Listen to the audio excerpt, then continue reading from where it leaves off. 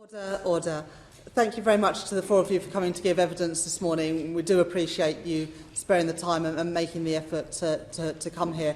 We've tried to put some distance between you this morning as much as been possible, but we do appreciate you coming into Parliament and not working from home and being here with us this morning to answer, I think, some really important questions on behalf of the people who you represent about what support is needed. And of course we're expecting now some sort of package from the Chancellor later today, which I'm sure that many of your members will very much welcome and will look forward to seeing. And we're keen to explore this morning what sorts of things that should include and what support your members, the people who you represent, are looking for. So can I just start by asking, perhaps first you, Paul Nowak, the measures announced in last week's budget, the Chancellor of course said at the time that he would come back if more was necessary, and the government now acknowledged that as things have progressed, more will be necessary. On the issue, particularly around statutory sick pay, has enough happened so far? And if not, what more is needed? Yeah, no, not enough has happened, Chair, and thanks for the opportunity to say a few words. Just on statutory sick pay, I think it's important to acknowledge the government did make some positive steps forward, so moving to paying SSP from day one rather than after 3 days, and obviously providing the rebate for smaller businesses. But we said at the time actually that more was needed. It's a fact that there are still 1.9 million people who don't earn enough to meet the thresholds for statutory sick pay, £118 a week. Where it is paid, it's not paid at a sufficient level, just £94.25 a week. We polled 2,000 of our members, nearly 50% of them said that would mean that they couldn't pay their basic bills, their 48%, their basic bills, their rent, their mortgage, their basic household costs. So we've been asking the Chancellor to urgently address that. And actually, even in the government's own consultation on SSP last year, it talked about the need, for example, to remove the lower earnings threshold.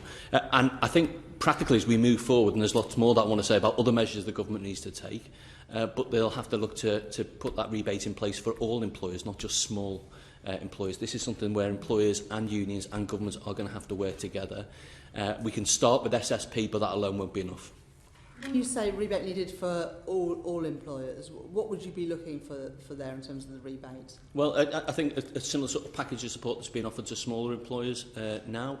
But I think there's lots more that needs to be done. I mean, not to go too far off the territory of SSP, but if you look at the announcement yesterday, and for example, the advice for people not to visit pubs and restaurants, but not to mandate pubs and restaurants and other businesses to close down, that is having a real and immediate and pressing impact on employers now. We'll definitely come on to that. Okay. Could I ask you, Alistair, in terms of statutory sick pay and the people you represent, the self-employed, what are you looking for in terms of further measures on statutory sick pay? So I think when the budget came out, we kind of gave it a sort of cautious welcome. We recognised the government was trying to do two things. One, make it quicker and easier for self-employed people to access the welfare benefit system. And secondly, there was that package of business support measures. I think as time has kind of gone on, and as we've thought about it, and as we've got feedback from our members and the self-employed freelancers in particular sectors more generally, I think although the statutory sick pay question is an important one, and extending that to the self-employed would be helpful, I think we've really realised the key issue here is this is not just a health crisis, it is going to become an income crisis for millions of people. And really, if you get this virus, or if you're advised to self-isolate, it's one question as to how you can then access funds to cover the sort of 2 weeks that you'll have to recover. If you're facing no income for the next 3, potentially 4 months as a result of projects being cancelled, events not happening, and you have rent to pay, food costs, childcare, all the rest of it, I think we need to be moving very quickly to something which IPSE are beginning to push, which is more of a temporary income protection fund so that people can basically keep their businesses alive and at the same time cover basic living costs. And we might want to come onto this in a bit more detail, but Norway yesterday announced a measure kind of along those lines. which we might want to talk a bit more about later. So Norway yesterday announced full pay for those laid off for 20 days. Self-employed were to get 80% of their average income over the last 3 years, with a ceiling of 600 Norwegian kroner. In Sweden, I think it's 90% of income guaranteed, paid half by the government and half by the employer. And in Denmark, 75% of salaries would be paid, again with a cap of how much you can get a month. Are those the sorts of measures I think that you're looking for? Those seem very sensible. If you just look at the raw numbers, I know that there's, because universal credit and ESA, there's means tested elements in there. But broadly speaking, you've got sick pay at around £95 a week, UC just under £80, and ESA sort of 74, 75.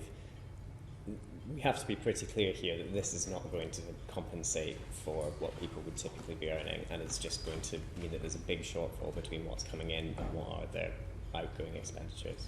And this sort of measure, obviously, from your perspective, you would like to see go beyond statutory sick pay, so it would be people who there's no work available, particularly your members who are self-employed, but also others who may be full-time employed on an employment contract, but there might not be the work available because there's no custom. So it would be beyond statutory sick pay. It'd be people who are made redundant or people who there's no work available currently. Is that right, Alistair? I think so. In terms of IPSE, what we're saying, we're kind of really just trying to flag the kind of self-employed aspect of this. So that's kind of where we would where we're drawing. And can I ask you, Ray Newton-Smith, from CBI's perspective, is that the sort of thing that you're calling for, or is it not quite as broad? So a few things. I think, first of all, we're trying to provide as much advice to all businesses as possible, and in line with some of the government advice through our website. I think that's really important. I think absolutely businesses' priority is around people at the moment. I do think we need to come on to the wider economic issues that are unfolding as well.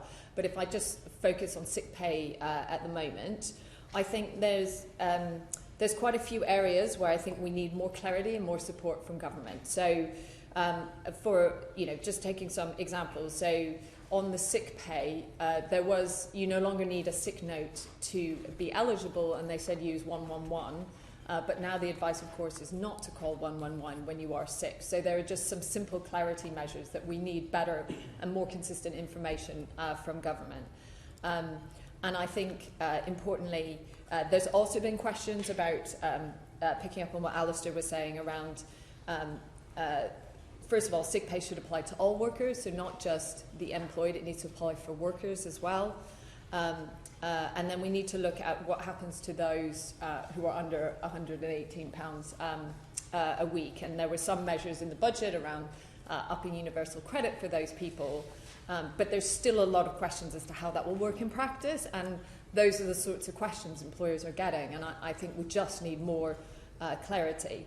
And I think we also need to think about, further down the line, if the amount of sick pay for small businesses and even up to large businesses, if it becomes too large, I think the government will need to step in to cover some of that sick pay. I don't think we can only expect employers to cover all of that cost, particularly if they're in an industry where they've had to shut their doors. And businesses want to protect as many jobs as possible. But you can see, this could very easily get critical.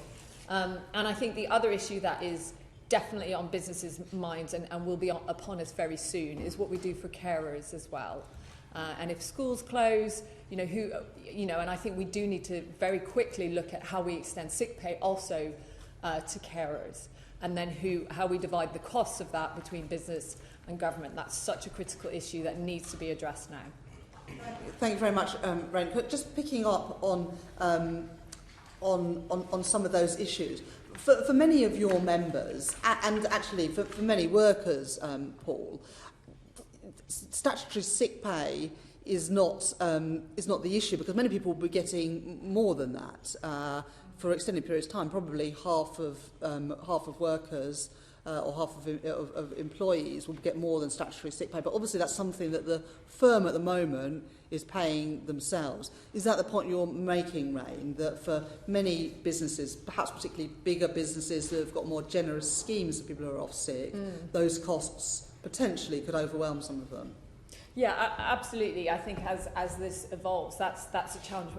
Businesses are absolutely where they can, saying they will cover they will cover the wages of their employees, whether they have to take time off to look after dependents, whether they are self-isolating, or whether they're covering sick pay in line with their company policy. But you can imagine for some businesses this is going to be a promise they're going to find it very hard to deliver on further down the track. If you take the pubs, that have had to close their doors, and if you think more broadly around the airline industry at the moment, it is fighting for survival, and that is not just about the airline carriers, it's the airports, it's all the pubs and restaurants that are in those industries. That's a huge number of jobs, and that issue is far beyond sick pay. It's about just cash is going out the door. They're trying to pay their employees, and there's no revenue coming in. We're very keen to pick on some of the particular industries a bit later on. Just bring Paul Nowak in on the issue of just to pick up that point, because it is beyond statutory sick pay and contractual sick pay. It doesn't matter whether it's the hospitality industry, aviation, manufacturing. We are now seeing employers talking to staff about potential layoffs and redundancies. And what we need to do is not just to mitigate the impact of those redundancies, we need to avoid them in the first place. And precisely what those packages in Sweden, in Germany, in Norway, Denmark, Austria are designed to do is to allow employers to hold on to staff, which is important obviously for the well-being of staff in the here and now and for companies and their relationship with staff, but will also be crucial for the recovery when it does come, because what we don't need to see is companies having to restaff up, skills that might have been lost to the organisation. So these short-term wage subsidies, if there was a message to the Chancellor today for short-time working, if there was a message to the Chancellor today in terms of that package, putting in place a comprehensive package of support for short-time working is absolutely vital. Yeah. Again, I'm keen to talk a bit more about keeping workers attached to firms, but perhaps a little bit later on. At this point, I'll bring in Paul Howe. Thank you, Chair. I think you've been very comprehensive in what you've covered there so far, but just one dimension, just to clarify what I thought I heard, and that's that we've always talked about the statutory sick pay level and whether people can actually survive on that level as to where it is. But the way that discussion went there, just in picking it up, if you look at it from the firm's perspective, and particularly the firms that actually have good sick pay schemes in place that are paying people close to what they normally get and all of that sort of thing, then it becomes almost irrelevant whether the government fixes it up or whatever for the employee perspective, because there's just such a huge amount of money that's going to go out from employees and from employers and or the business to solve this. I mean, whichever way you look at it, the government's going to have to get behind something somewhere. It's not just about the micro level. I mean, there's been other discussions on the support side, I think, which I'd be interested in your view on, as to whether we need to do something about increasing the payments of SSP and things to people, or whether you actually mitigate it by hitting the rents that people pay, the utility bills that they have to pay, and stopping the payments out to therefore mean that the SSP amount is more appropriate. I don't know. I guess I would just say, at the moment, in terms of what we're seeing across businesses and across sectors, I think their concern for their staff is around sick pay. And there's lots of questions that emerged kind of very early when this crisis hit us. And what they don't want their staff to worry, so they want some of these issues resolved. But actually, in terms of where are firms having the biggest impact and what will ultimately cause some firms to have to, what we want to do is to save as many jobs as possible and to save as many viable businesses as possible so that we have a healthy economy once we come through this crisis. And on that, I think that the challenges that businesses are facing are the size is much bigger than just the amount they would have to pay out in sick pay, though they are looking down the track and worried about what might hit them further down the line. But I think, I know we'll come on to the sectoral discussion, but I think, to my mind, the action we need to see the Chancellor taking today is to provide is to provide loans. Think about larger businesses. Think about what you can do immediately through the tax system to provide some of the relief, so that cash flow doesn't become the issue that causes some firms to go to the wall and go under now, and mean that we end up with lots of more people being unemployed than if we took early action now.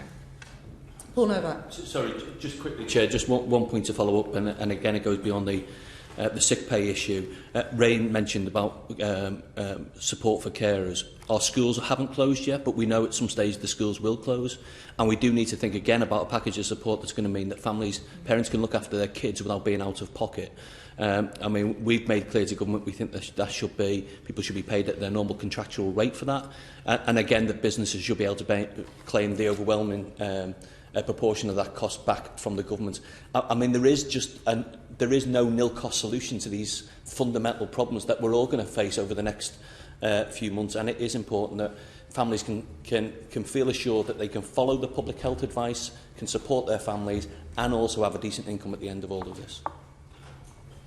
Thank you very much. I'll bring in Pat McFadden. Thank you. I mean, I think it's fair to say, and even to be fair to the government, we are all trying to cope with a situation which is completely unprecedented in terms of its impact on human behaviour.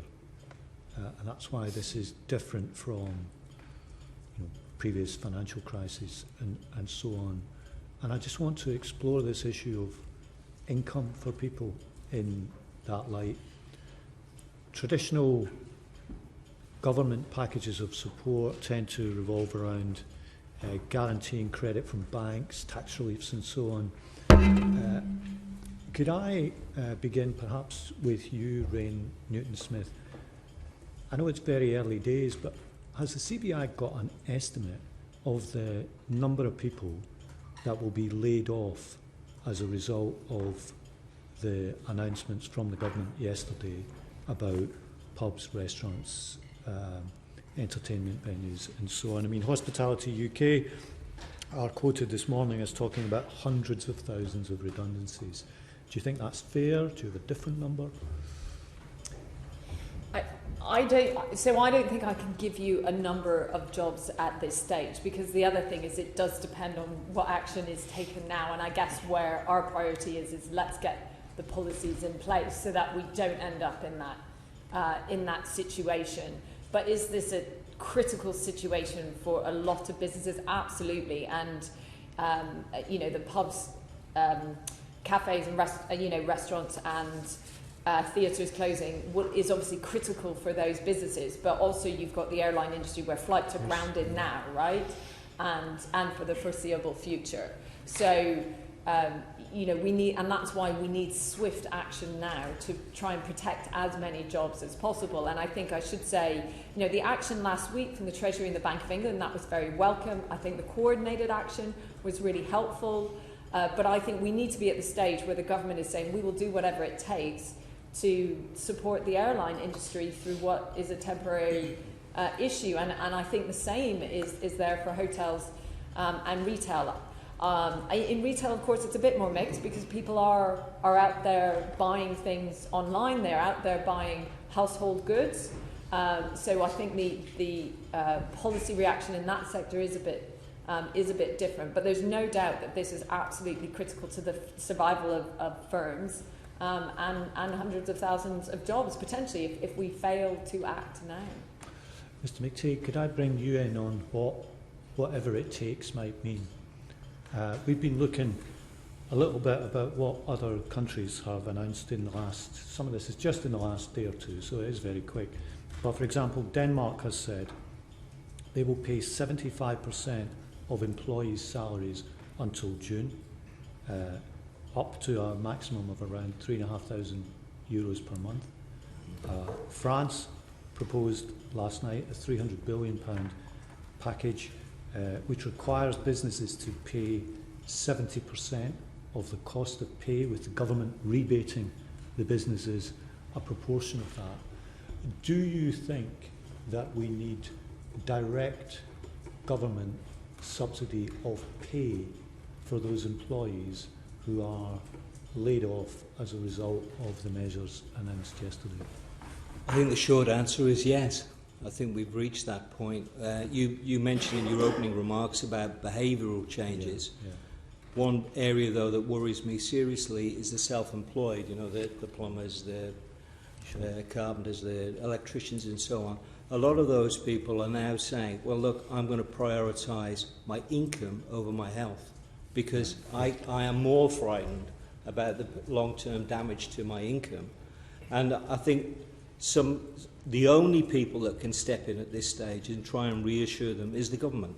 And I think in one sense, the government's going to have to take the role of a sort of benign employer, providing the kind of safety net that means that people don't behave in a panicky way, don't start taking short-term decisions that could damage us all in the long run. I think, so just to add Yes, on that point as well, so to go kind of back to the budget in terms of the self-employed, we have a lot of concern that fundamentally there is huge risk in a kind of handing off large numbers of self-employed people to the welfare system if they have not traditionally used it. We've done, we've provided evidence to committees in the past about the kind of complexities of universal credit, and I know that the government's made tweaks in terms of the minimum income floor and bits like that, but we just think that as a system is probably not prepared for the number of people that will come in, and also those people themselves will really struggle to navigate that. And similarly, on the business support side, I can't comment too much on some of the budget measures which were around the business interruption loan scheme that the government announced. But having had a quick look through of it, my fear and my impression is that kind of approach in terms of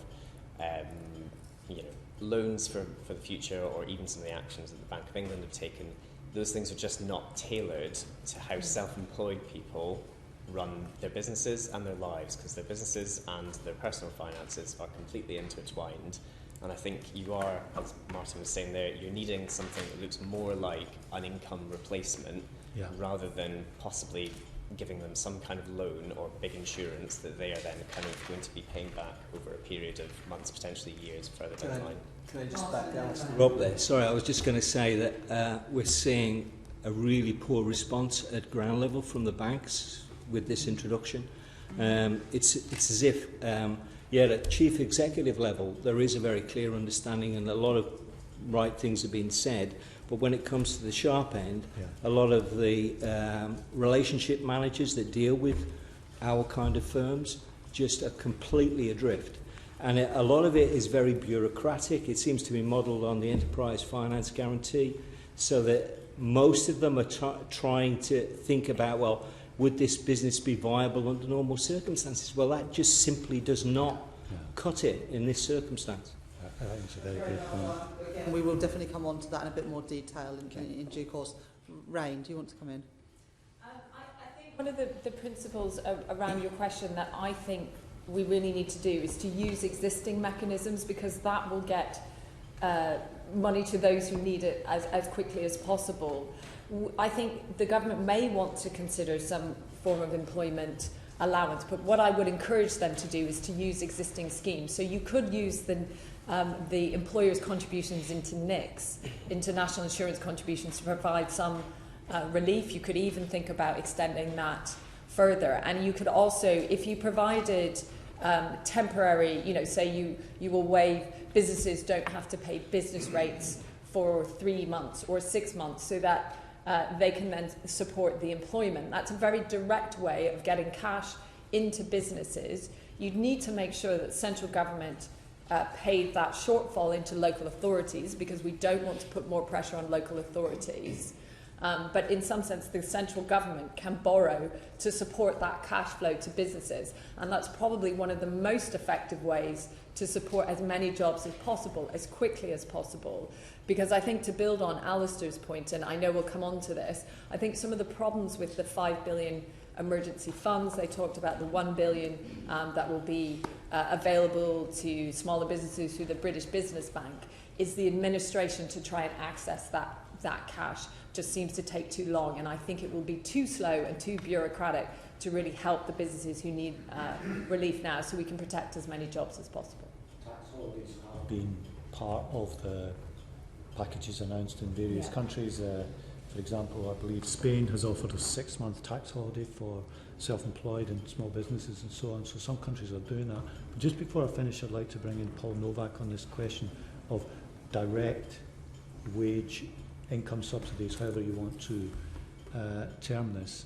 Do you believe, Paul, that given the specific nature of this crisis, allied to the government advice to the public announced yesterday, that rather than just relying on the traditional benefit routes, as it were, many of these people won't be sick, they'll just have been told you can't come to work because there's no work for you, that the government has to give some sort of income subsidy to those who are laid off as a result? Yeah, absolutely, Pat. I think this is a fundamentally different situation. As I say, I spoke to employers in the hospitality sector yesterday. I spoke to one of our unions today about the aviation supply chain, and you can roll these conversations right out across transport, across manufacturing, and well, there's two things. I think one is we do need that comprehensive short-time working support.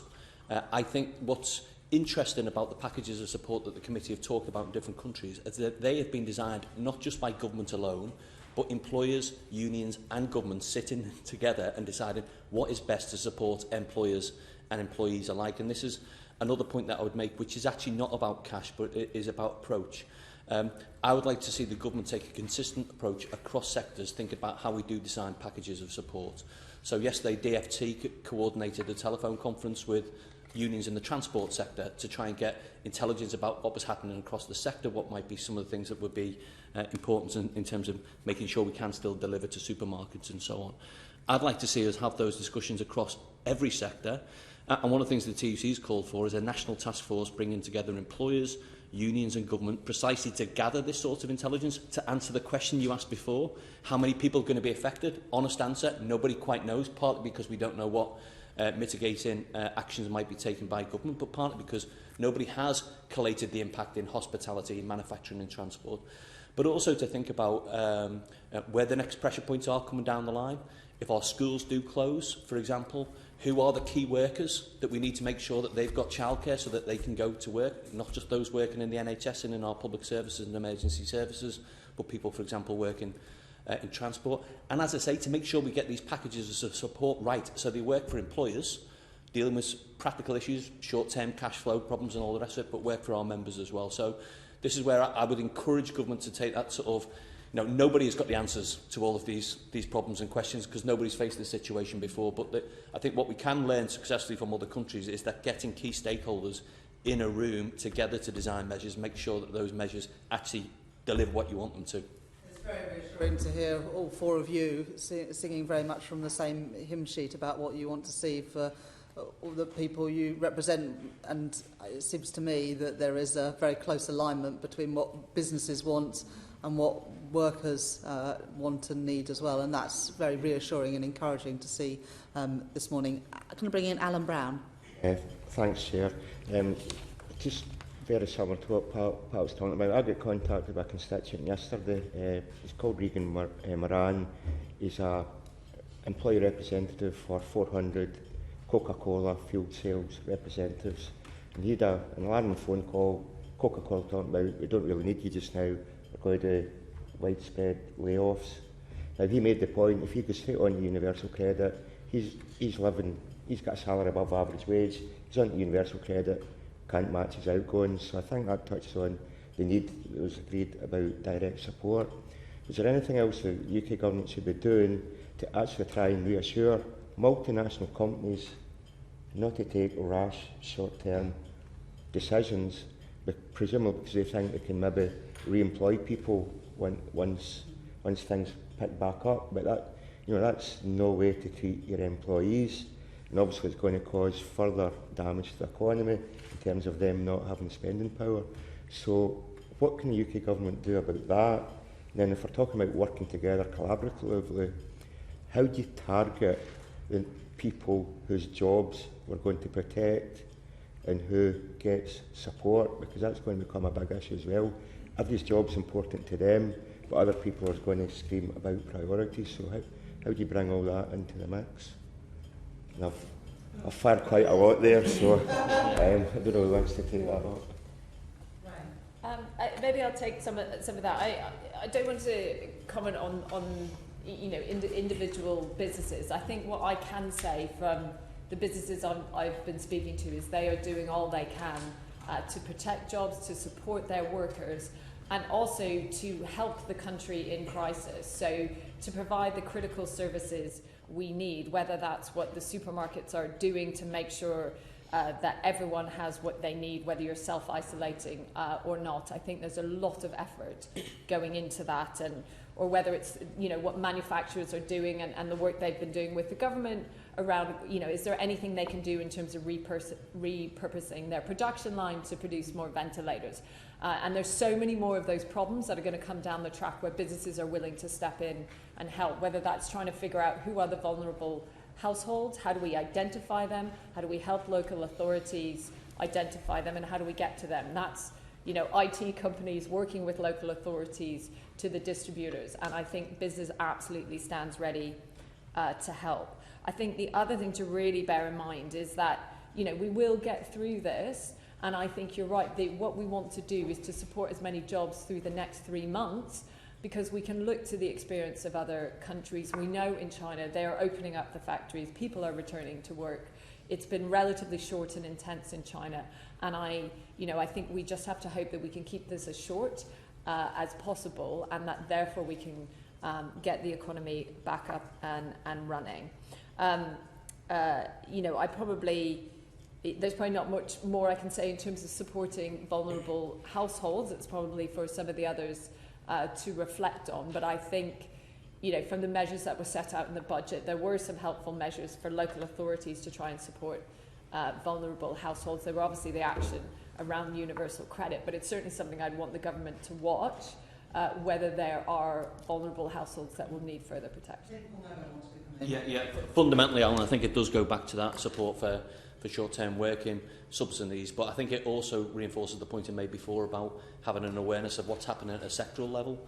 And one thing I'd say about that from our union's perspective, if you're a union officer working in automotive, you're not just seeing the impact in one employer, you're seeing it on a range of employers, and you're seeing the impact in the supply chain as well. So that's a good source of intelligence that the government needs to draw on. I would also say, actually, encouraging employers to think about how they engage staff in these conversations is going to be really important. I think wherever possible, avoiding unilateral decisions, taking short-term decisions. Our unions have done some really good agreements with the likes of, employers as diverse as Greg the Bakers, through to Hermes, a gig economy courier company, ISS, one of the big outsourcers, to think about what support are we going to offer staff, for example, when they have to self-isolate, when they do go off sick, and so on. Just to give you another example, yesterday we put 900 union reps through a webinar in terms of what they can practically do to support their members in the face of these issues. And I would encourage employers to see unions as a resource. Let's talk to each other at every level, at a workplace level. What's the impact? What can we do working together to mitigate that? Not to labour the point, but these are unprecedented times, and it does require a collective effort. Can I just follow up on this point about how important it is to keep workers and businesses in touch, because Rain is right, and we will get through this, and at the end of it we need to have the infrastructure to rebuild our economy and get people back to work as quickly as possible. So as well as the income replacement helping people pay the bills and put food on the table during these difficult times, what are the arguments, Rain, that you would make for the income replacement scheme to keep workers and businesses attached? How important is that for rebuilding the economy afterwards? Well, I think what I would say, I guess, coming back to some of the previous questions, to my mind, the focus is on trying to intervene before people become unemployed. Yeah. So that's why some of the measures that other governments have announced, once you become unemployed, we will provide the support. I think we should be thinking in a much more agile way to think about, what hopefully the Chancellor will announce, not building on some of the measures he's put in place for smaller businesses, but just being aware at the moment there's a big gap in terms of support for some of the very big employers who have had to close their doors essentially because of some of the measures that are happening. So I think we absolutely need to think about how we support before we get to that. And I think on, absolutely, how businesses and their employees get through this together, it's definitely a shared challenge. And I think, just sharing some of the best practice that businesses themselves are putting in place, there's a huge amount of stress in all of this as well, and I think the support in terms of mental health of employees is absolutely critical. I can speak from experience in in terms of what we know from businesses who've had operations in China and other countries that were affected earlier. So businesses are absolutely conscious of that, increasing their support, and also making whatever adjustments they can to support people working from home. That's not possible in all industries, not possible in all businesses, but it's been amazing, I think, how quickly businesses have helped to facilitate that adjustment. But and that has to happen through a conversation with employees. Thank you. Can I bring in Martin, then Alistair, and then Paul? Yeah, Martin. I was just going to say that it's easy to get diverted onto some of the maybe more cold-blooded reactions from some of the larger corporates, but the reality is most people work for small businesses with less than 10 employees. A lot of those businesses are doing the right thing by their employees at some cost to themselves, and that's where the government needs to make sure that they're properly supported. I heard one example only yesterday of a pub that couldn't trade had decided to get its chef to start making pies to distribute to old ladies in the village. So, these are people who are responding in a humane way, but we don't want them to be the victims of this crisis. Thank you, Martin. Alistair. Just a small point to add to that on kind of, the corporate social responsibility element is one of the things that we noticed really early on is that there's a bit of a blind spot in terms of the government guidance that was being sent to employers, because it was very much, here is your advice for your employees, i.e. your full-time staff. And we had a lot of freelancers and self-employed people contact us and saying they were trying to engage with their clients, the companies that were using their services, and not really getting too much back. And I think there's simple things that if you are a big company that uses freelancers or slightly more contingent workers, that you should be thinking about already and not kind of sitting waiting for good guidance from the government. So things like don't cancel work with no notice. Make sure you're paying your freelancers on time. And on the payment issue as well, think about, is there ways that you can pay people perhaps up front for work rather than at the end of a project, so that people have a bit more cash flow coming in? How can you have that conversation around remote working and be sympathetic to people if they put in remote working requests, even if they're not a full-time employee? There's a whole range of kind of just basic good communications and good engagement that people should be having with their freelancers as well as their full-time employees as well. I think that's important. I'll just make three quick points, Chair. One is I don't think you can put a price on goodwill, and actually staff who feel supported by their employer through these really difficult times, I think will recognise that and pay that back and appreciate it. But there are real costs, aren't there? If you make somebody redundant, or you then have to recruit somebody to replace the person you made redundant, that's an additional cost to employers that you want to avoid. So keeping people in employment is important. And then there are just some practical implications. I mean, one of our unions flagged with us yesterday that if you're working airside at an airport, you have to have a licence. If you're absent for 60 days, you have to go through the licensing process all over again. Now, at some stage, we'll want our airports open again. We'll want flights coming in and out of the UK, and we'll potentially find that we're in a situation where we haven't got the staff to work in the airports because people have got to go through those licensing processes. This is where understanding deeply about the issues within particular sectors is really important. I'm not an expert on the aviation industry or automotive or hospitality, but our union officers often are, and they should be used as a resource. Thank you. Alan, did you have any further questions? No. Okay. Anna McMorrin. Thank you.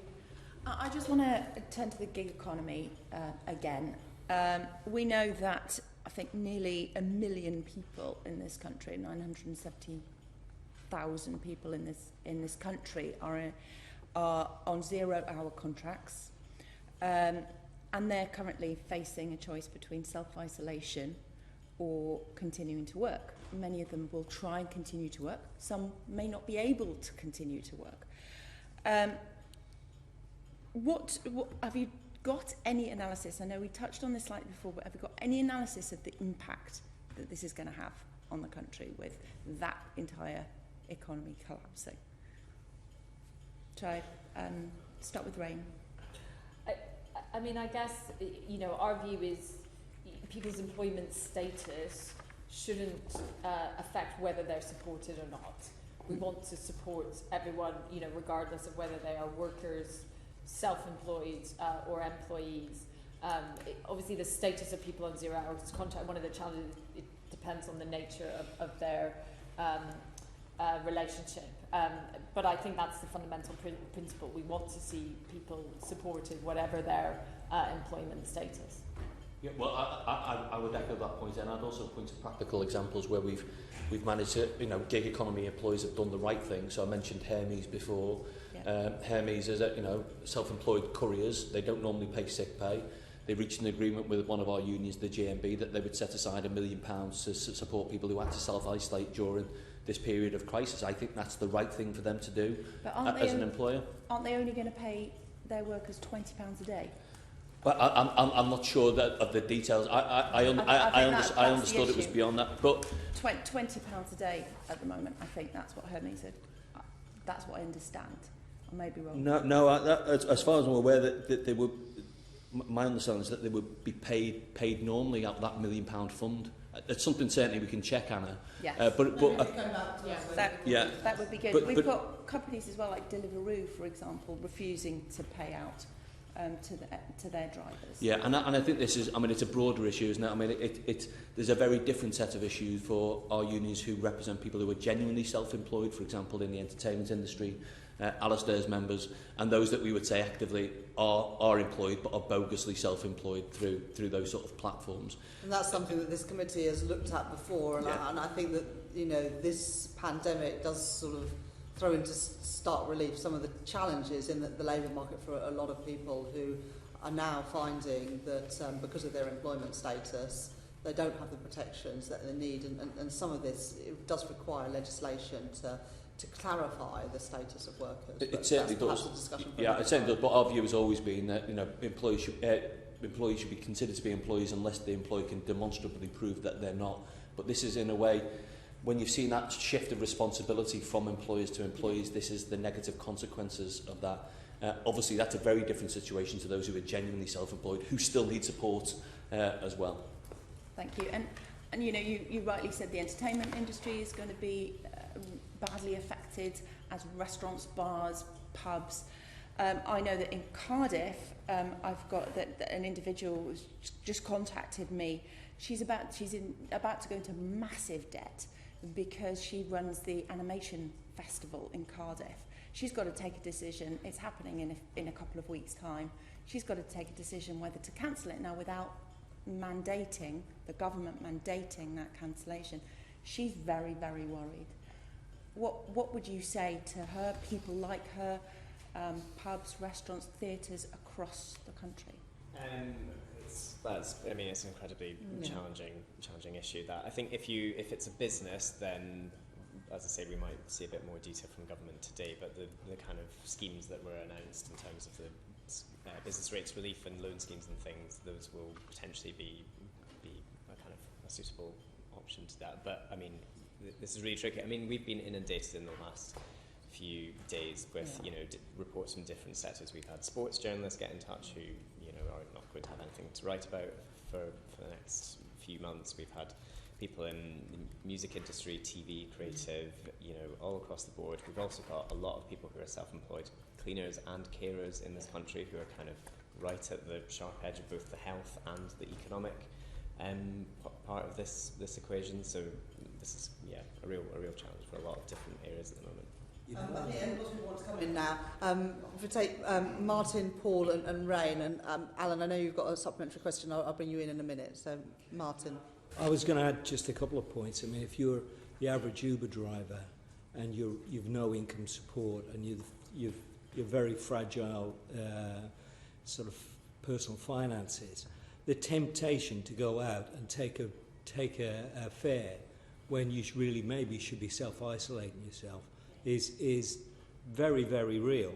And I think government needs to take that kind of decision making, that behavioural stuff into account when making these decisions. And the other thing is that the government has announced a hardship fund distributed through local government. And it's about £500 million, but it's very unclear how that will be distributed. And it's also it's piling yet more pressure on local government offices at a time when they seem to be under massive stress anyway. Yeah, absolutely. I mean, I was just in a taxi yesterday, a cooperative taxi company drive in Cardiff. The taxi driver is going to have to keep working because how does he afford to pay back the loan on his cab? These are the questions that many people across the country are asking. So would you say that the government needs to mandate, therefore? Well, I think the discussion we had earlier about income support is critical. Yeah. Let me bring in Paul and then round. Yeah, I was at a round table last night convened by the Mayor of London. There was lots of representatives from London employers there, including hospitality, culture, leisure sectors.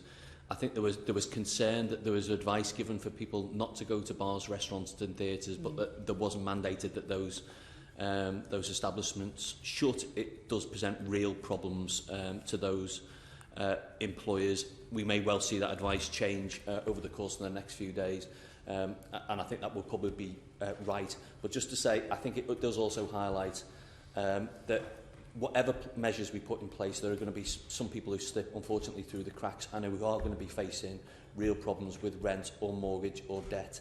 And again, I think, as well as looking at support for employers and employees at work, the government is also going to have to think long and hard about what happens when people do fall behind with their mortgage payments through no fault of their own. And that short-term support has got to be there for people, because we don't want anybody losing their home or, for whatever reason, but certainly not in the face of a public health crisis. I'm keen that we come on and talk about what we need from the banks, as well as people in the private rented sector. And I think Richard's got some questions about that in a bit. Rain, did you want to come in on Anna's point? just briefly, I think absolutely everyone acknowledges we've got to do whatever it takes to address the health crisis we are facing. So, businesses, employees, we all support the measures that need to be put in place around social distancing. But there's no doubt that the manner in which the announcement was made yesterday, I think, caused unnecessary stress, because it did put the burden of responsibility very late in the day on theatres, on pubs, on individual businesses and employees to take a really tough call very late in the day.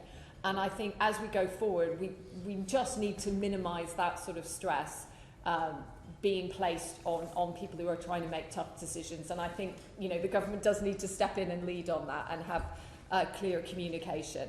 And I think it also has created challenges around insurance. And we'll maybe come on to talk about that in more detail. But absolutely right now, we need the government to be convening the insurers. The Association of British Insurers would absolutely stand ready to help to think about how we solve some of the issues we're going to see play out around insurance. And I think that's where we need to see. And I think the other thing I would pick up is, there are lots of sectors that, don't always get the limelight, or we haven't really considered who are being affected. So whether that's universities who are not able to go to, to attract students from overseas, there are so many sectors that have been affected by events needing to be cancelled. Lots of smaller businesses that run kids clubs. There are so many different areas that I think we really need to think through them all. Alan, briefly, and then I just want to pick up this issue about insurance and mandating businesses to close. Alan. I think that's maybe aimed at yourself, Martin.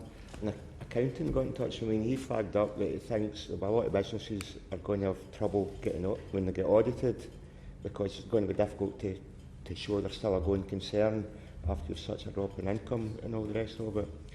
And he was suggesting maybe need to have a relaxation of time frames for lodging files at Companies House.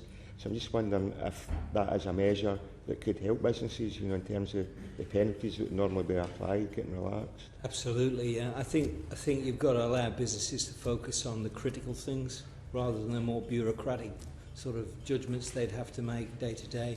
I mean, one example for a lot of self-employed people, there's a payment due in July for most of them.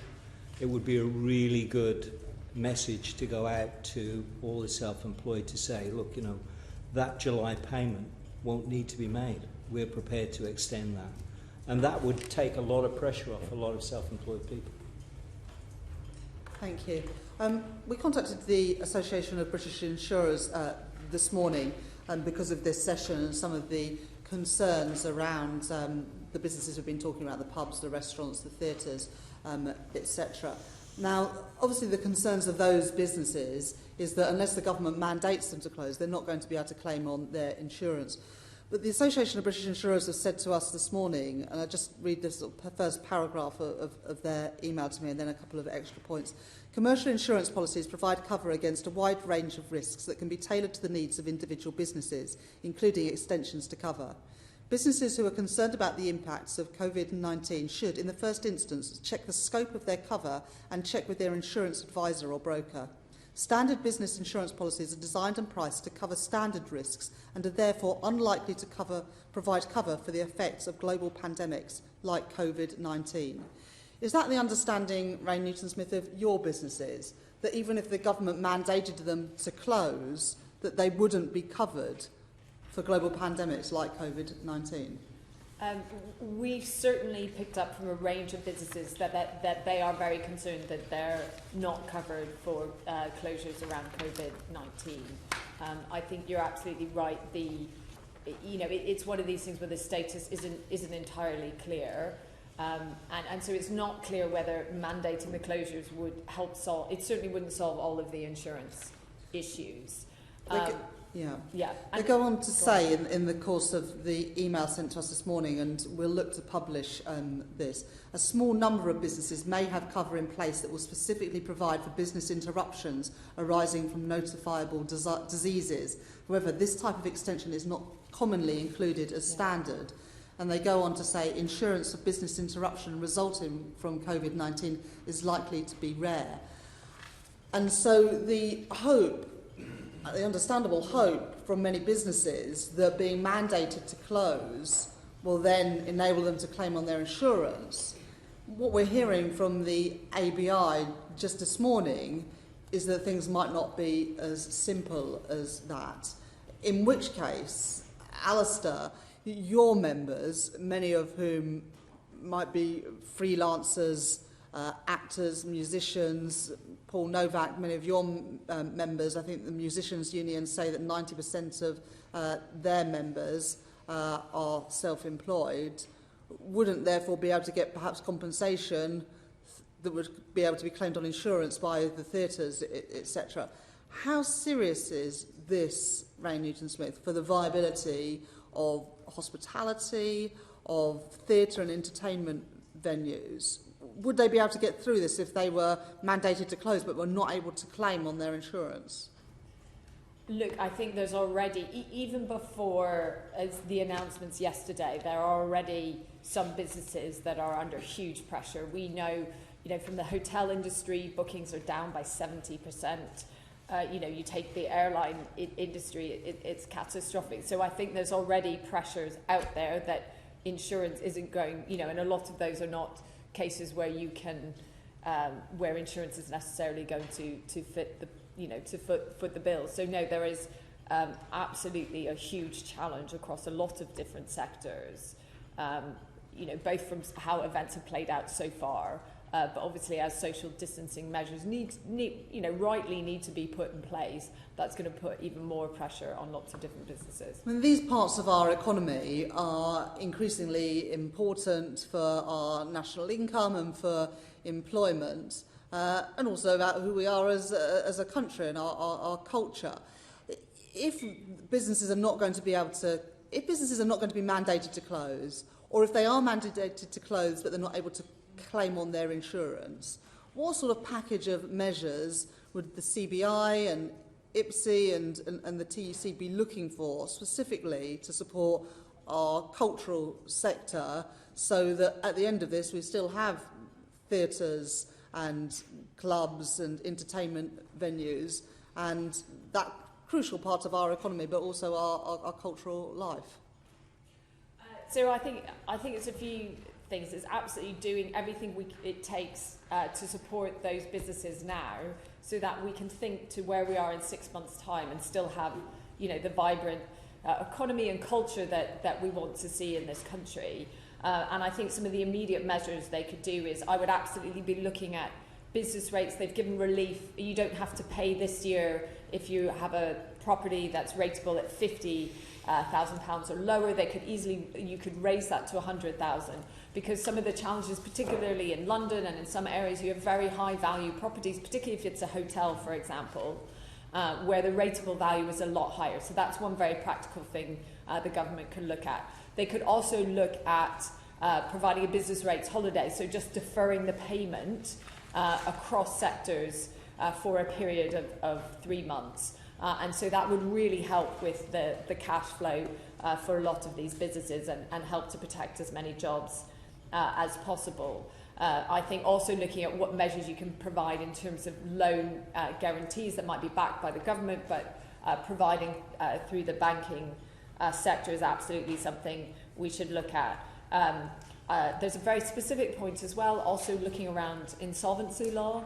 So at the moment you look ahead 13 weeks in terms of insolvencies, you could extend that to 26 weeks. I think there are some practical things you could do around regulation to try and help to buy these businesses more time to get through where we are. And finally, on the insurance, I think, we probably can't solve all of the problems immediately, but what I would want people to think about is, if you look internationally and if you look what we've done in the past around floods with Pool Ray and others, there are ways that you can provide co-insurance for industries, and I think it's something we should be absolutely getting the insurers together with the government and thinking, is there any way the government can provide some kind of scheme to ensure. And is there precedent there, Rain, about the government coming in and supporting insurers or businesses if some of a natural disaster or a terrorist incident, for example,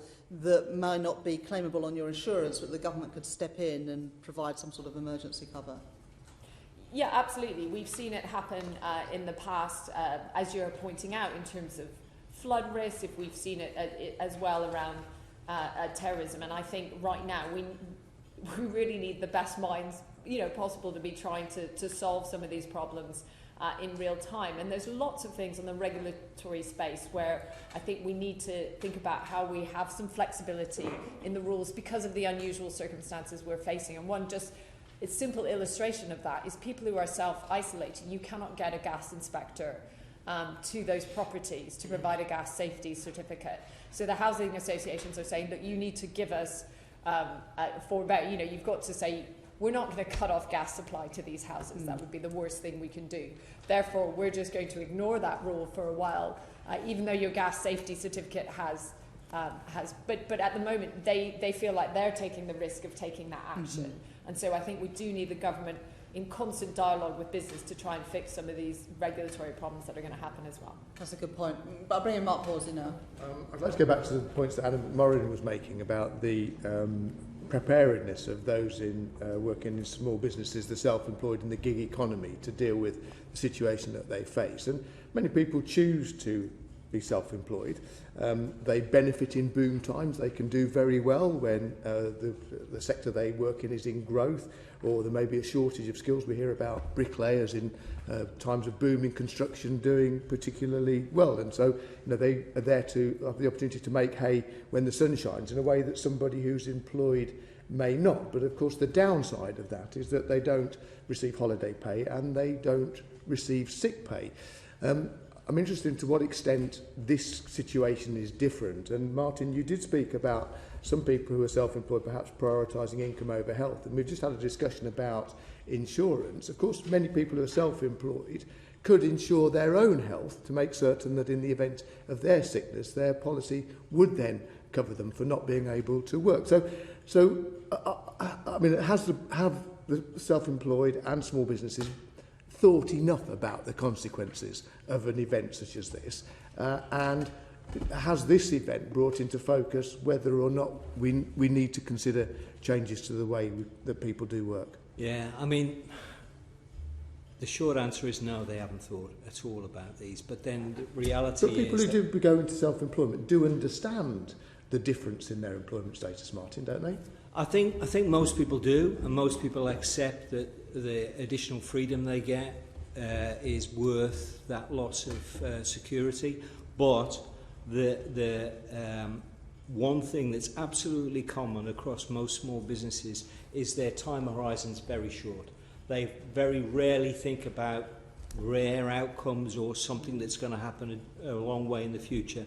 And take business interruption insurance. That's been on the market for a long time. There are very few businesses that I know that take it up. And even now, some apparently that have got it are struggling to get and how many claims. self-employed people who run small businesses might have their own health insurance to cover them personally in the event that they're unable to work? They would have health insurance. There would be a significant number that would have health insurance. I think in these circumstances, the test is whether that is going to help them. Their individual health, they may be able to get some health cover for themselves. But if they've got a business employing 10 people and they can't pay the bills and there's a lot of overheads that are going to keep rolling on, whatever their individual situation is, I don't think their individual health insurance is going to help them. And Alistair, your members? Yeah, I think on the insurance point, I can perhaps see if we've got any research on kind of the number of self-employed people that, when we've done surveys in the past, will have insurances and things, because I think it's a bit of I think it would be a bit of a mixed picture. And kind of different depending on different sectors and things like that. But on the bigger point about this trade-off between the freedom and flexibility of setting up your own business, being self-employed, and the risks of the downside, I think broadly speaking most people are aware of it.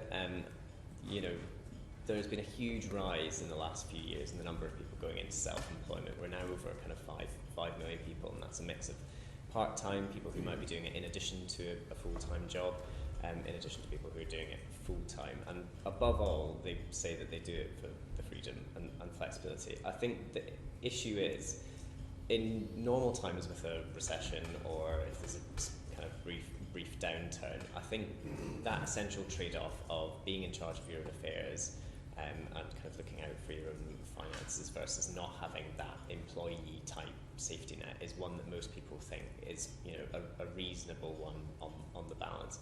I think this is such a specific and challenging few months that we're heading into that we need to think creatively about how people who don't have access to a basic level of support will manage through the next few months. And I think that's why we're keen to keep the discussion, as I say, the sick pay point, extending that to self-employed is a useful thing. We're not saying that that's a bad idea for the duration of this crisis, but we think that's kind of, we don't want to miss the wood for the trees here, if that's the right way that metaphor goes around. The big issue here is we're going to be seeing very sudden, big loss of income from people who are otherwise running pretty good, well-maintained businesses, and that's through no fault of their own. And so we need to almost try and freeze the current situation for, hopefully a reasonable period of time, so that once things are better, they will eventually kind of return to some kind of normalcy, that we can kind of pick up where we left off. I think that's where we're trying to get to. Cool. Yeah, just to come in on that one, certainly our unions do represent freelancers, for example, in the music industry, the film industry, in front of the camera, in front of the microphone, but also the people who work behind the scenes as well. Certainly we've heard examples, and I can provide them to the committee if useful, of people who have taken out insurance for if a gig is cancelled, a job isn't delivered, where they've been told they can't claim on that insurance, and so we can happily provide that to the committee. But to my mind, if you take a sector like the culture sector, creative industries, you're going to have to design a package of support for employment that covers freelancers and contractors as well as the directly employed. And this is where I think the importance of having that sectoral dialogue is really important, because that package of support is going to look very different than the package of support you put in place for the chemicals industry, for example, or in food manufacturing. Just one sort of additional sort of point to make. I think what's come out of this whole discussion today is that this isn't business as usual for anybody. It's not business as usual for employers, for employees, for governments. I don't think it should be business as usual for the insurance industry as well, and hopefully the government will be engaging the industry positively to think about, because actually providing support to a relatively small number of insurance companies might be a hell of a lot easier than trying to pick up the pieces of tens of thousands of small businesses that are under pressure. So what you're suggesting, Paul Nowak, is potentially the government could say to the insurers, stand behind the businesses who are trying to claim but can't because global pandemics aren't included. And so we'll in their talk to cover. the industry about what support you need. Yeah. Yeah. Thank you very much. Can Mark. I come on to ask about home working, because the government are placing a lot of emphasis on homework, and it strikes me that, Alistair, most of your members do that. So, and Ray, many of your members will be encouraging people to homework. So the question is, how prepared are they? Is there enough equipment? Is broadband adequate? And what lessons can people who are suddenly home working, who've perhaps been in the comfort of an office situation throughout their working career, suddenly being asked to work out, what support can people like Alistair's members, who have been doing that for years, be able to provide in terms of perhaps their personal well-being and keeping them fit and well while they're totally transforming the way in which they work?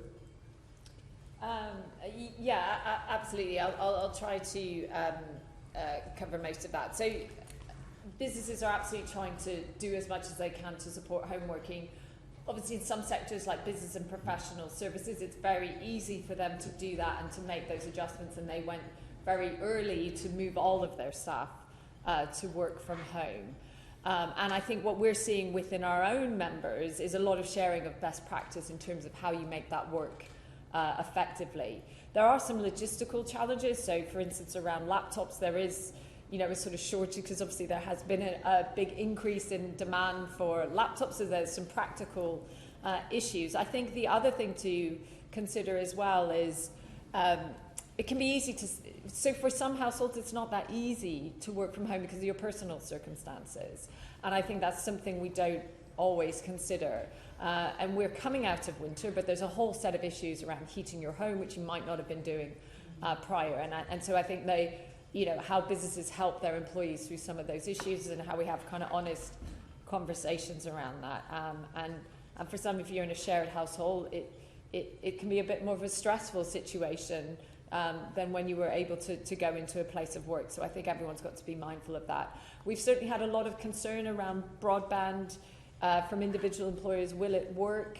I think one of the challenges is honestly, I think the biggest demand around broadband is when people are at home in the evenings and streaming films and videos. So I've yet to see the evidence as to whether that actually is a critical issue, though people have certainly raised the question. So I think it's something we have to look, but it does speak to this issue about the faster we can get super fast broadband to all households, the more robust and better position we're going to be in.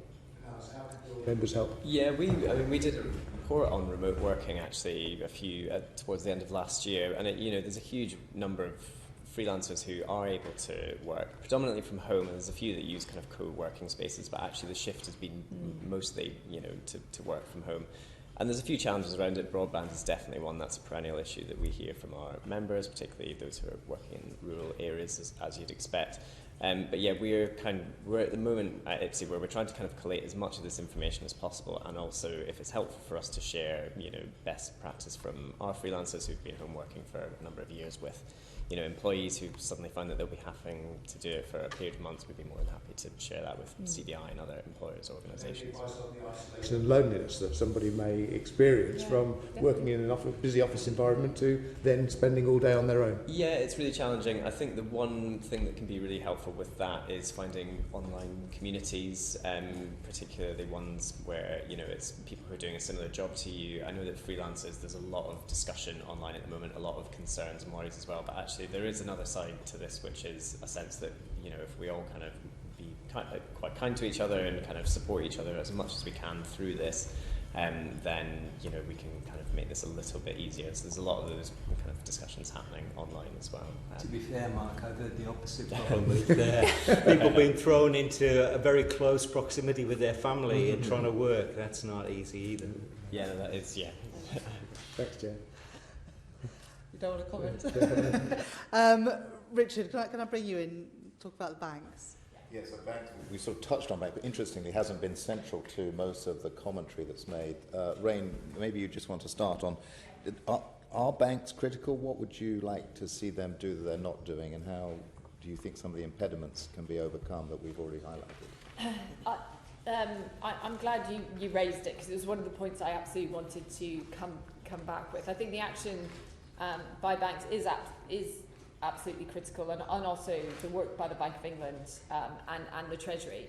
And I think actually we've seen a lot of positive action by banks that happened even before we saw the Bank of England and the Treasury take action last week. So whether it's RBS or NatWest have put in place, have said that they will, they will look at extended, allowing people to defer mortgage payments, allowing people to defer loan payments, and I think it's RBS have put together a £5 billion fund to support businesses through that and households as well. So I think a lot of banks have been quite proactive in trying to provide as much relief that they can provide to both to households and businesses, and I think that's really welcome. I think the measures that the Bank of England took were really important. So the cut in interest rate is probably, in a way, not one of the biggest factors that will help cash flow through the economy, but I think extending the term funding scheme was really important, because that's a way of trying to get that lower interest rate being passed through the banking system to households and to businesses, and that was really welcome, and also reducing the counter-cyclical buffer, essentially reducing the reserve requirement for banks. Again, it's another way of getting more liquidity in the system, and I think the actions we've seen this week in terms of the G7 central banks working in a coordinated way to provide liquidity to the global market is really important. So I think we've seen some good developments. I think it's as we move from here, it's absolutely thinking how we can get fiscal policy working through the banking system to provide the liquidity that businesses and households need. Before broadening out for others who may wish to comment, the government, when it announced the Business Interruption Loan Scheme, put a £41 million revenue limit on those who could apply. I don't know if you have any comments on that. And second of all, obviously you don't speak for the banks, but many businesses will have loan covenants that will be breached over the next quarter, high likelihood. Is there any thoughts the CBI have had about how banks should handle loan covenants? I don't think it's something we could come back to and maybe provide some written evidence. I don't have anything I think I can say that's helpful at this stage around loan covenants. I think on certainly echoing some of the points other people have made, there's certainly a lot of confusion around the criteria for how the £1 billion fund that will be channeled out through the British Business Bank, but I think it's also coming through provided through local authorities, and also the £5 billion emergency fund, what the criteria are for people to access that, how they access it, and we're certainly trying to play our part providing that information. But I think a lot of the details haven't been worked out, and yet we've got businesses on the one hand who are going, potentially going to the wall at the moment with flights being grounded and businesses shut. So I think we do need to be more agile in how we provide some of that liquidity to businesses now to help us through where we will end up. Martin, at the other end, small businesses are notoriously loan shy, despite the best efforts of successive governments to encourage greater access to loans. You talked earlier on about the message not getting through on the ground in some of the banks. Are the schemes that have been announced by the government and the implementation of that sufficient, well targeted, correctly targeted, or are they going to be either too little or too late? No, we welcomed them at the budget announcement. We thought there was a really good package or variety of different supports that we think were very useful to small businesses. The one area that it seems to have come unstuck is this COVID disruption loans, where it's clear that at sort of branch level, relationship manager level, they really don't understand what they're supposed to be doing.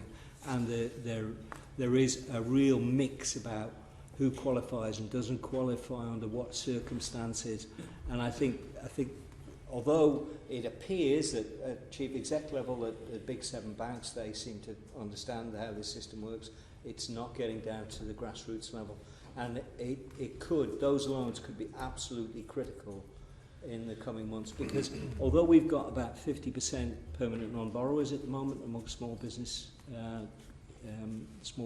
generally, that doesn't mean they're not thinking of those as a possibility. A lot of them will have existing facilities guaranteed by the banks. I hear chief exec the other day saying to me before this crisis that there was a lot of guaranteed borrowing still out there that people weren't taking advantage of. Now, if I was a typical small business, I'm thinking I'm going to hit a rainy day anytime soon, I'm going to want to tap into that facility. Will it still be there? I don't know. At the moment, a lot of them don't know. And I think that has to be a lot clearer. Maybe more broadly on banks, the French government and the German government have announced very extensive loan guarantee schemes, up to 80% of loans being guaranteed. You think of those numbers compared to the numbers that were in the budget just here last week, they are of an order of magnitude different. Is the expectation across the British economy now that the Chancellor should be announcing that scale of support? Well, I would say yes. And some of this sort of stuff really practically matters to our members. We'll be doing more work, which we'll publish later this week, on some of these practical issues. But, where is the flexibility going to be, for example, if somebody doesn't get paid or doesn't get paid what they were expecting to be paid, and they've got payments going out the other end, and what can banks help to do to support people in the short term? There's a broader set of issues, Richard, which I said we need to do more work on at the TUC and with our unions, just thinking about things like pensions and people who are expecting to retire on defined contribution pensions, and what does that mean, looking at the state of the markets and where the market's going to be over the next few months. So I said before, unprecedented times mean unprecedented measures, and I think that these are a broader set of issues which I'm certainly not expert on, but which we want to do more work on. Richard. Oh, sorry. No, Rain, and then Rain. bring Richard back in. Alistair, So I think it's something the government absolutely needs to look at. I think our sense from what we're seeing in the banking sector, and also the sort of demand for credit as well, is that while there's a lot of concern coming down the track and there are some individual businesses, it's not clear that just getting access to finance through the banking system is the biggest issue for some of these businesses. I think it potentially is a challenge. I think for some of them it's not just about cash flow, it's about the hit to their costs, the cost they're paying versus their revenue more broadly, and a bit more fundamental than that. And that's why I think the biggest gap, there were some really helpful measures in the budget to support smaller businesses, but it was quite silent on some of the larger businesses. And so that's where we see the gap at the moment. Of course, the challenge for the government is there are demands, as we are hearing this morning, from across different sectors, across different sizes of businesses, and their biggest challenge is prioritising those demands. And I think some of the things they should be looking at, I mentioned some of the policy measures they could do. If they make that blanket for every single business, some of those measures are expensive for the government. I think how they should be prioritising it is thinking about, where are sectors facing critical issues because they've been asked to close, where they've had flights grounded, where which sectors are really impacted from the social distancing measures that have been announced already.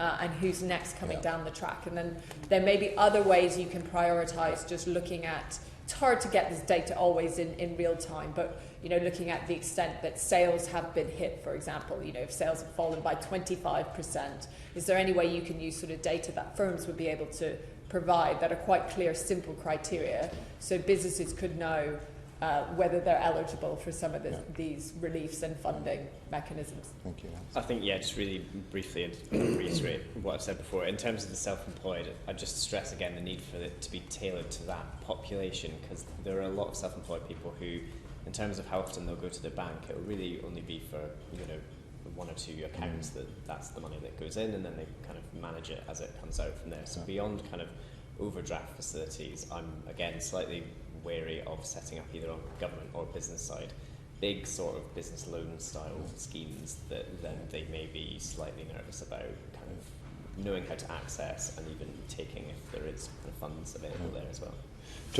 Chair, just talking about banks, in a way, as we go through this crisis, we move from a cash flow issue to balance sheet issue and recovery. And the role of banks may be more extensive in dealing with the recovery than perhaps in this immediate period. And we've touched on issues, I think Mr. Nowak did, about pensions, Ms. Newton-Smith about the fact some of these measures are expensive, which means taxes will have to be potentially raised to contribute back.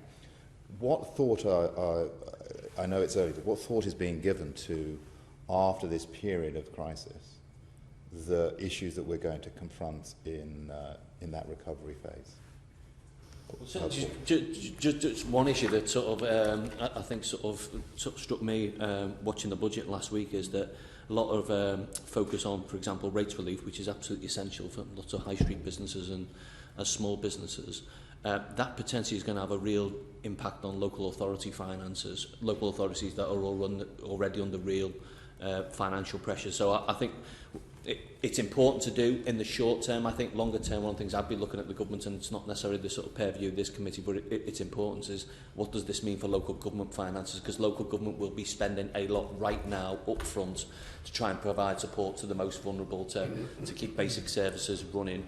If you have a large number of businesses who are paying little or no rates over the course of the next 6, 12 months, whatever it might be, that's going to have a real impact on those local government finances. And that's certainly one thing I think government should be thinking about, when we have the next financial event or mini budget or whatever it might be. Thank you. Richard, have you got any further questions? Or? No, that was my last question. Everything other thoughts, that was my last question. Oh, sorry. Rain, you come in and then I'll bring Pat in. Yeah.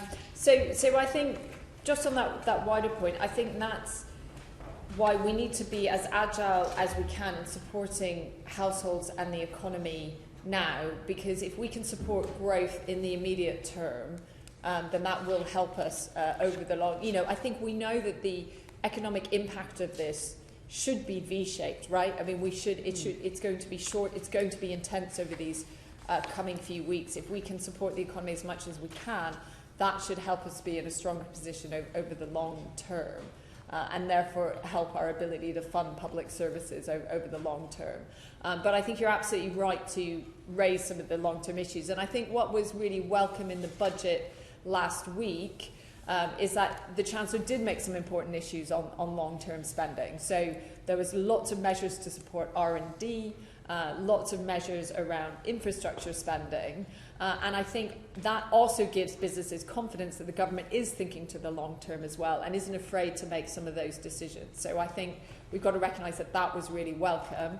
I think there were some areas on the longer term where we'd like to see more action from the government, and maybe that's in the comprehensive spending review, but it's absolutely around skills and the wider area around energy efficiency. The overall measures in terms of the move to low carbon economy, there weren't that many specifics in the budget. So I think I don't envy the government and politicians in terms of the difficult decisions they have to make. But I think keeping an eye to that long term, making some of those critical decisions while dealing with the immediate crisis is the absolute balancing act we need to have. Thank you. Can I bring in Pat McFadden? Just on this matter of business as usual, either for the banks, as Richard Fuller was saying, or we talked about insurance companies a few minutes ago.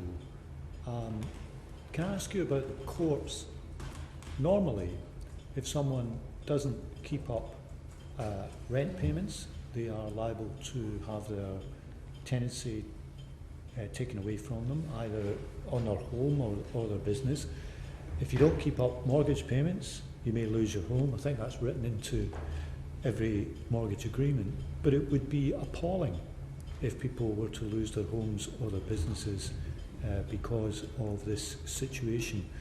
Do you think, in terms of not regarding this as business as usual, that we need to see a flexible response from the courts as well as from the bits of the financial system that we've discussed? I think from a self-employed perspective, the rent issue is a key one that we're getting kind of increasing noises of concern about. I think, and obviously there was some announcements on mortgages in the budget and nothing on rent. I think what it probably does, for a lot of self-employed people, and when we've surveyed them in the past, rent is one of the big things that comes out. And in some sectors, like the creative industries, even if you miss a couple of payments, that can often put you close to not being able to cover that.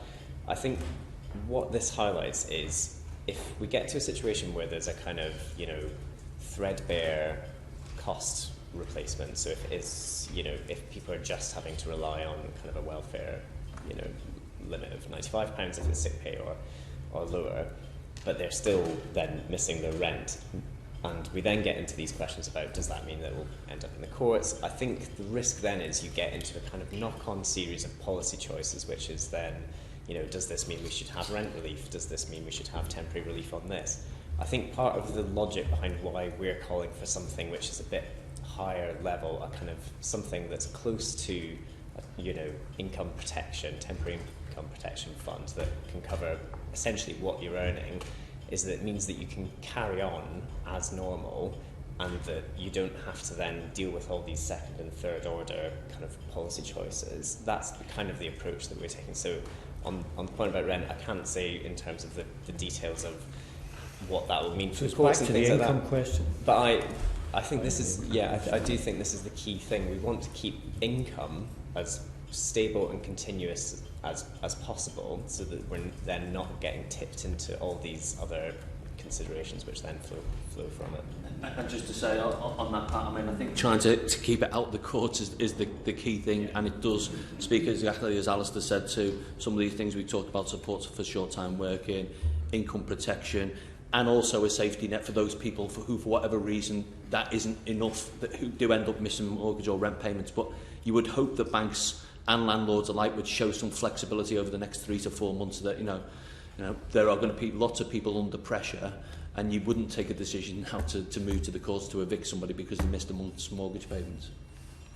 Thank you. More broadly than that, there are also going to be people who might be struggling with their gas and electricity bills, water, also potentially with TV licences and broadband.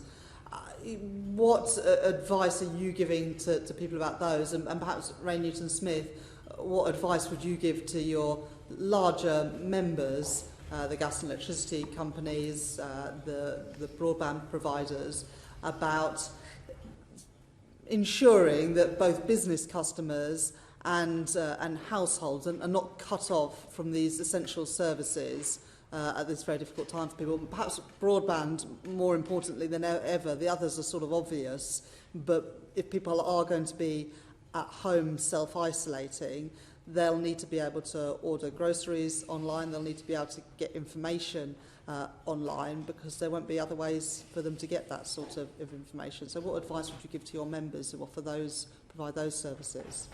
So I think one of the things we absolutely need to see, and that our members are encouraging, is businesses where you are able to is paying is prompt payment. So for businesses of all sizes, particularly obviously the larger businesses, to ensure that they are paying invoices where they can as soon as possible, because that just helps to helps the smaller businesses who will be facing serious cash flow issues. So I think that's absolutely something we need to encourage. I think, look, on businesses and landlords, etc., but exercising forbearance where they can, absolutely, to try and support individuals and businesses through this. Of course, the challenge, for some businesses is they can't, at the same time, they're trying to provide employment and trying to be a viable business. So, they can provide what leniency they can, but if their business is themselves about to go under, then they will also be under pressure. And I would have thought that those industries are likely to be the ones who aren't going to see a fall in their demand. In fact, perhaps the contrary. So I wasn't. That's not a comment on those particular in those particular industries. It's more about the sort of wider principle. Paul Nowak. Yeah, my only observation, Chair, would be I don't think it's sufficient to leave it to a company by company response and hope that they do the right thing. I mean, I think this is where you do use the convening power of governments to say, across the water companies, across the electricity companies, what is our common approach to these issues going to be over the next 3 to 4 months? That would seem to me the most sensible sort of approach, because it shouldn't depend on your postcode code or where you live in the country or which broadband provider you have for the response on those sort of really important issues. So I think, again, this isn't necessarily about government money, it's about government convening power and bringing those key utility providers together with a common response. Thank you very much, Paul. Martin McTague, and then I'll bring Peter Kyle in. Yeah, it's just, I didn't think Rain had mentioned this first, but I'm glad she did. Prompt payment is absolutely critical, because if we're going to start ploughing money into businesses that are being starved of cash from their customers, then that's a crazy situation to be in. And in many situations, even down to, purchase clerks in big businesses that will go off sick and then invoices get left unpaid. This is really simple to fix. Pay as quickly as you can for the smallest suppliers, and that should be something that government can say very quickly to every business. Thank you. And again, Martin, this committee in the last Parliament did a lot of work on that and very critical of many large businesses who were either not signatories to the Prompt Payment Code, or if they were signatories, they didn't fulfil their obligations to it. So I think that's a welcome reminder that big businesses have got a lot of power, and with that power comes some responsibility to support smaller businesses and the whole supply chain. Thank you. Peter Kyle. Thank you, Chair. Paul, you said a few moments ago that the Chancellor has a lot to consider before his next mini-budget. Well, it looks like we're going to get a mini-budget today. And it looks like we're going to get a mini-budget probably every week from now through to summer. And if we're not, then something's going wrong, because I suspect this is going to be fast-moving. So this is a question to you and then the rest of the panel. Have you been consulted extensively by government on what you would like to see as this situation unfolds? Has it been a constructive engagement between yourselves and government? And are they listening? And do you feel that you and the people you represent are being listened to? I wouldn't say that we've been consulted extensively. I think there's been consultations. I mentioned before the engagement, for example, that we had with DFT. I'm due to speak to BEIS officials later today.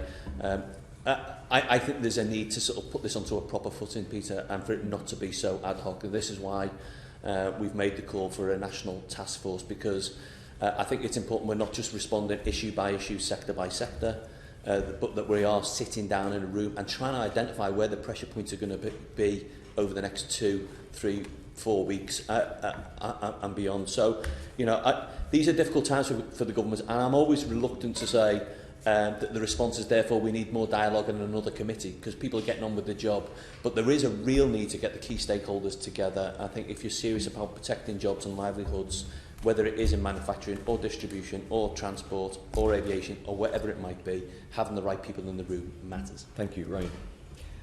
There's been a huge increase in the engagement we've had, and we're in sort of daily contact with the Treasury and with BEIS, where we're both sharing the information that we're seeing on how the economy is being impacted, how different businesses are being impacted, and some of the policy ideas that our members are putting forward. So I think the good news is absolutely the communication has really stepped up. I think I'd certainly agree, with what Paul is saying, that this is a huge challenge across so many different government departments. And it does feel like at the moment we could have a better structure and a better way of feeding that information in. I think like Paul, is a task force the right way to do it? It may well be, but I think certainly what we see is the need for a bit more structure, a bit more coherence. But I think what we absolutely want to see is just that information flow going into You say it stepped up. When did it really start? When did you first start engaging regularly, specifically on coronavirus with government?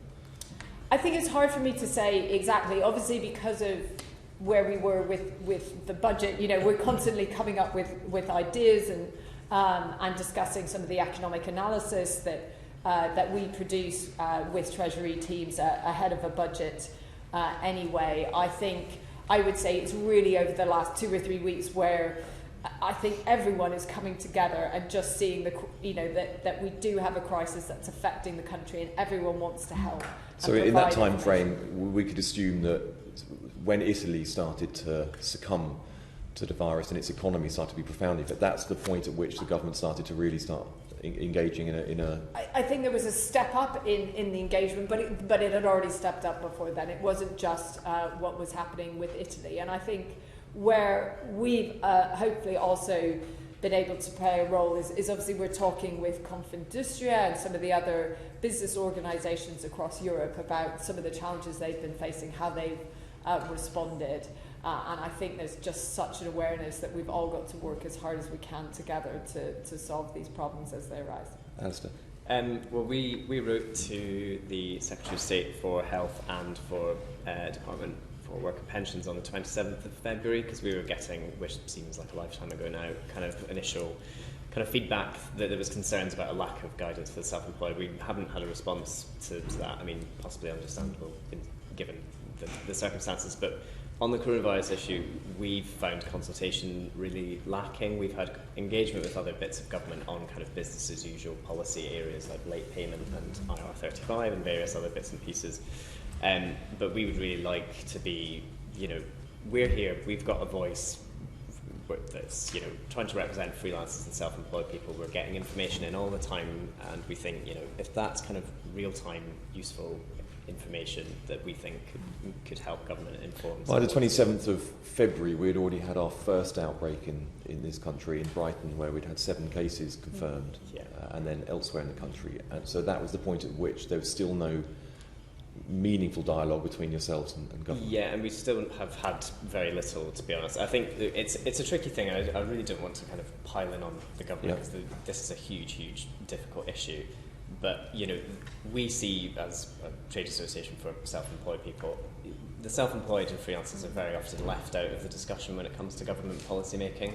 They cannot be at this stage because there are real kind of serious questions about people's livelihoods that will be on the line in the next few months. So we're more than happy to help and come and engage. If there's a task force, we would be, one of the first people to be happy to sign up. You can see how constructive the committee has been from the tone of this meeting. We're certainly very grateful for you for the way you've been very open with this. The Secretary of State for Health yesterday in his statement made it very, very clear that he expected opposition MPs to ask tough questions because that's where the learning is. And I think the same approach needs to extend to stakeholders because unless we're having a robust, frank conversation now, then things will get missed on the front line, and we know full well, and nobody more so than you, what that means for the people you represent. Yeah. Well, I think I can't really fault the engagement. It's significantly stepped up in early February. It's we're now on sort of daily calls.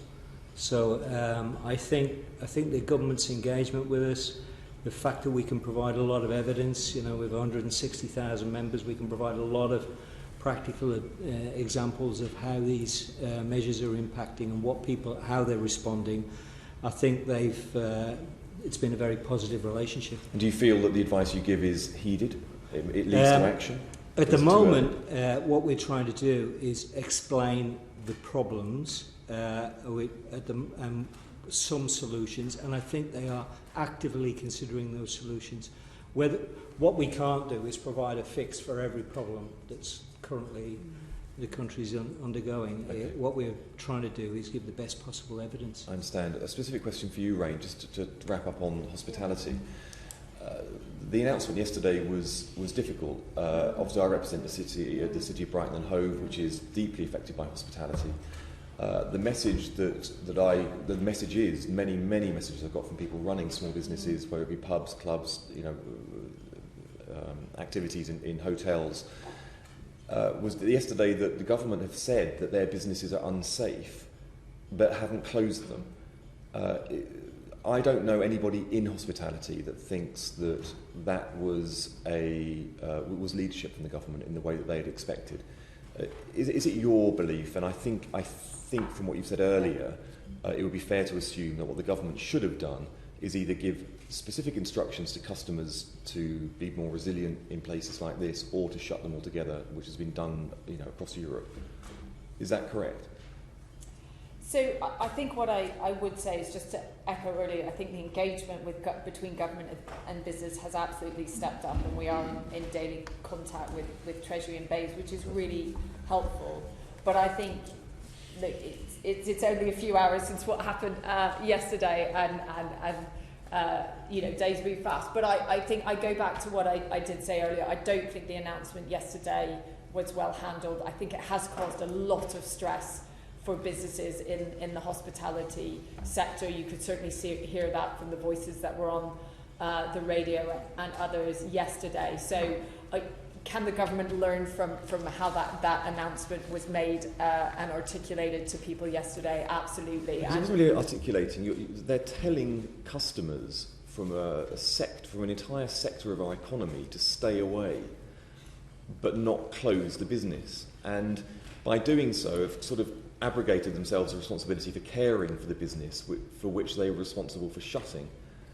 So, as I said, I think the challenge is it puts the burden of responsibility on the individual businesses and adds to the stress and the calls that they have to make. On the other hand, I guess the thing we have to be mindful of is I think the government's guidance on working from home, for example, at the moment, is something where you absolutely want the government to encourage businesses to do all they can to allow people to work from home, but you don't want to mandate it. And why is that? Because some of our critical services could not be delivered from home, and whether that's trains to get and buses to get our NHS workers to hospital, whether that's food to get to critical health workers. Specifically on hospitality, I think the other thing that's not recognised is that actually a lot of these businesses, people have huge affection for them. A lot of these businesses are very, very close to people's homes. They're deeply rooted in communities. So, we know full well from the pub campaigns against closures that actually people go to the pub simply because they want to keep the business open. Yeah. So we now have a situation where government is telling customers to stay away. The business will be sitting there idle and open. And a lot of customers who have those affection for those businesses are going to feel obliged to go in to defend the business. So we are in an extraordinary and unique situation with it. I mean, are you urging government to clarify and to act on this? Because this ambiguity, I think, is going to be quite damaging for the sector, but also for the way public policy unfolds. I think what we're urging the government to do, in the same way we're urging them to do with the airline industry, is to do whatever it takes to support that industry. I don't know now what the perfect solution it is, what needs to happen in exact detail. But I think, to your point, cafes, pubs, so many of these facilities are the lifeblood of communities. And I think the more we can all think of creative ways to support them, and actually one of the best ideas I heard on radio last night is some of the pubs, you can try and order a pint to your home, as in look, I don't know if that's viable for all pubs. It seems a bit out there, but I think there are, I think about some of my local pubs, and they do amazing pizzas. And if there's a way that I know my community would come together to buy pizzas for home delivery from that pub to keep them going. Look, it's not going to be, they need more support than that. And we've talked about business rates, we've talked about other ways in which we can support. I think what they need actually is decisiveness, I think, and I think the decision yesterday wasn't decisive. I've got a final question for you, and if the chair allows, Paul, you can come back in afterwards. And this is just another big issue. Before, pretty much all of government's bandwidth is now going to be focused on COVID-19, very understandably. Previous to this, government's bandwidth was pretty much taken up with Brexit and the trade negotiations and the future relationship. That's not being spoken about very much now. Clearly, when you look at the activity within individual member states of the European Union, they are now absolutely overwhelmed with COVID-19. The European Union yesterday has moved to action stations about defending its own borders. It is being now diverted towards COVID-19. We are in the midst of a trade negotiation which has a legal ending of the end of this year. Have you yet, as an organisation, formed an opinion as to whether this is going to be affected by COVID-19? And if we are going to recommend something like extension of those negotiations, now's the time to really do it, because what we can't do is wait for COVID-19 to pass into the autumn when we are weeks away from legally falling out without a deal. So, COVID-19 will absolutely affect our future relationship with Europe, but now is not the time to be calling for a change in the EU negotiation schedule. right now, as a country, we need to be focused on how we tackle this crisis, how we all work together across businesses, across employee, across communities, and that's got to be our focus. It may, that's a decision for another day, and I think that's something that we will come on to think and consult with our members when we get closer to that. But right now, we've got to tackle the crisis that's in front of us. Can I just pick up two final issues before we close the session today? There are some businesses who are going to be in the position where they need to ramp up production and potentially bring in more staff. I'm thinking particularly around the production of ventilators and the welcome requests from the Health Secretary yesterday encouraging manufacturers to shift production to producing ventilators, but also in home delivery, where many, many more of us are going to get many more things delivered to our homes because we're not able to get out to the shops. For those sectors that you represent, particularly perhaps you, Ray Newton-Smith, but perhaps Paul Nowak as well, how confident are you that those sectors are going to be able to meet the increased demands? And is there anything government can do to help make that more possible? So, absolutely, these industries are having these conversations, and what we've seen is whether it's between how private healthcare providers are working with the NHS to provide services, or whether it's how the retailers have absolutely come together to say how can we make sure that people who are self-isolating have food delivered to their door, and all of these things, and looking at how at delivery slots. So the businesses are absolutely coming together. I think there's two issues that are quite live already, and some of which have been addressed. So there are simple rules about nighttime deliveries and flexing that to make it easier for that to happen. And there may be more rules that we need to look at, how people sign for deliveries. There are very practical things that need to... And the other thing that some of our members have raised is if they, as businesses, who often are, at other times are competing for market share, come together to help provide these services, what they don't want to do is then find out 6 months down the line they're having to go in front of the CMA because they're told they've been colluding in their behaviour. Yeah. So that's a really obvious point where these businesses are coming together to work. We need to make sure that they're then, that they then don't fall under those jurisdictions. So I think those are some of the things we need to think about. And there's other rules where we may need to work with countries across Europe around issues around state aid in terms of supporting different businesses, different sectors, and also where, in certain sectors where people are willing and able and want to work as long as they can to deliver critical services to people. There are issues around the Working Time Directive, which no one would want to touch in normal circumstances. But there's a question as to whether we need some flexibility for some of our healthcare workers, for example, where they are willing and able and want to do that. Thank you. Paul Nowak. Just maybe picking up that point last, because it's absolutely essential that if you're taking any decisions in that area, you're doing them alongside and with the staff and their unions rather than imposed unilaterally. And I would just make the point. Yeah, I know. But it's important that employers are talking to each other and potentially talking to government, but it's really important that employees are engaged in that conversation as well, because if we're going to be asking people to work additional shifts or we want delivery drivers to work in a safe manner, what arrangements are going to be put in place, for example, if you have a particular manufacturer that's hit by illness but the neighbouring plant could step in. These are conversations that require the engagement of the staff, and I'd say that that's the bit that's missing from me at the moment, and it's why I talked before about the importance of engaging sectorally, because I think our unions are very much up for a conversation about what is the contribution every single one of us can make to get through this crisis in a way that protects people's health and their livelihoods and their jobs, and nobody's got all the answers. So I think my plea for government would be engage the workforce and unions in that discussion as well. Thank you. And Ray Newton-Smith, you said earlier on in the session today that for business this isn't just about cash flow, it's a bit more fundamental. And particularly around some of your larger businesses who are in sort of existential crisis, and it may not be the case that loans, or I'm thinking particularly of businesses that have seen huge falls in demand.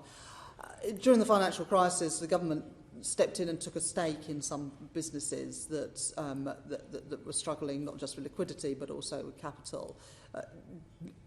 This might not be the moment to think about those things, but are CBI talking to its members about whether that sort of existential support might be necessary at some stage?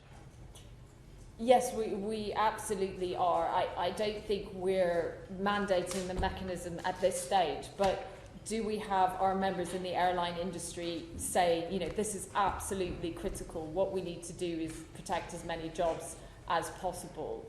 It does feel like, you know, the survival of the industry in the near term is at stake. And so we need to absolutely have that conversation. And it isn't just about the airline carriers, it's about the airports and all the infrastructure that goes around it. And that's so critical as well for our international trade, right? This is how we get goods and services to people around the world. And that might include government taking a stake in some of our critical infrastructure.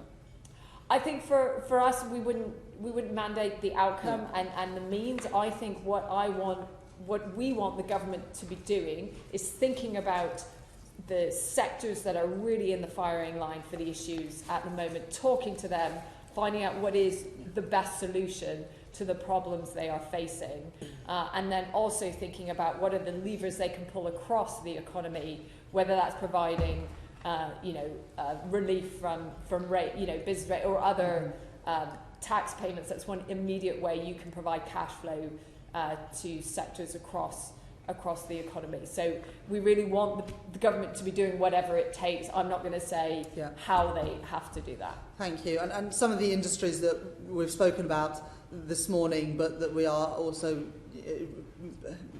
all of us are particularly concerned around: aviation, rail and bus, leisure, retail and hospitality, potentially construction, as well as all of the freelancers who we've spoken about today, and also some concerns around the insurance sector and their role in all of this. I don't plan to sort of cover everything that was said in a sort of summary, but I think it is worth trying to draw some of this together. I think that the issue that we spent most time on this morning was the issue of statutory sick pay. And Paul, you made the point that around half of households would struggle to pay just for the basics with statutory sick pay. And I think that it was encouraging that all of you spoke about the Temporary Income Protection Fund and looking at the measures taken, particularly in the Scandinavian countries. And Alistair, you spoke about this being a health and an income crisis, and I think Rain made the point as well that we want to protect as many jobs as possible, and we don't want to get to the point where people are unemployed. We need to intervene at an earlier stage than that to stop that happening. And I think there's lots of evidence that shows if workers stay attached to their firms, then it's much easier for the economy to recover afterwards, as well as, of course, supporting people during these really difficult times for them and their families. Martin, I think this is something we're all concerned about people having to make impossible choices about whether they should prioritise their health and prioritise their incomes. And it's a difficult thing to say because, of course, we want everyone to prioritise their health, but thank you for being honest about some of the decisions that your members are going to take, and that's really the role of government, to step in and ensure people are in position to make the right choices for themselves, but also for all of us, because it's in all of our interests if people take the advice that the health professionals and the health secretary are giving to us to self-isolate and to isolate our families where necessary.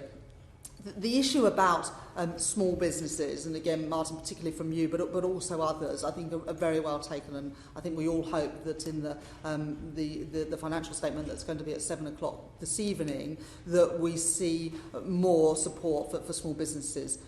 The prompt payment point is a point that is always applicable, but it's particularly applicable at the moment. And also about not cancelling things, and this is your point, Alistair, at very short notice. If a freelancer thinks they've got work this week or next week, let's find a way of paying them and not depriving them of that income, even if it means that the service has to be delivered in a different way.